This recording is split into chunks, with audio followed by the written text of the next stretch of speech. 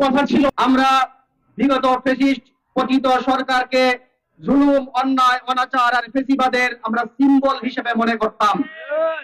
আমরা 2013 শাপলা ট্র্যাজেডি নিজ চোখে প্রত্যক্ষ করেছি।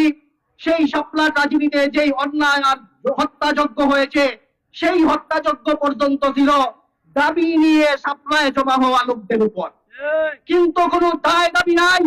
কোন ধরনের পূর্ব পরিকল্পনা ছাড়া ইস্তেমার মাঠ পরিচর্যার কাজে লিপ্ত নিরীহ মুসল্লিদের উপর ইতিহাসের জঘন্যতম হত্যাকাণ্ড শেখ হাসিনার ফ্যাসিস্টে ও হার মানাতে বাধ্য করেছে।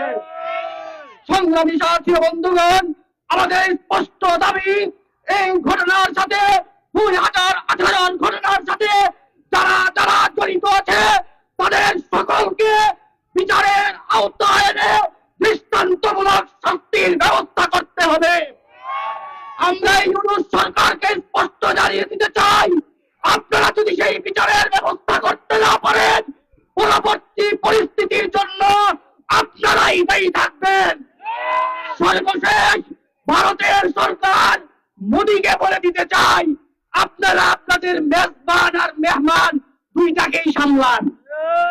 5 আগস্ট আপনাদের মেহমান হওয়া ফ্যাসিস্ট সরকার শেখ হাসিনার মুখে কুলুপ আটতে বলেন, আর আপনাদের মেজবান সাদের ভক্তের হোলি খেলা বন্ধ করতে বলেন। নচেত এই বাংলার জনগণ যখন জেগে উঠবে, বাংলার মুক্তিকামী স্বাধীনতাকামী মানুষজন যখন জেগে উঠবে, পরবর্তী পরিস্থিতি সামলাতে পারবেন না, পারবেন না, পারবেন না।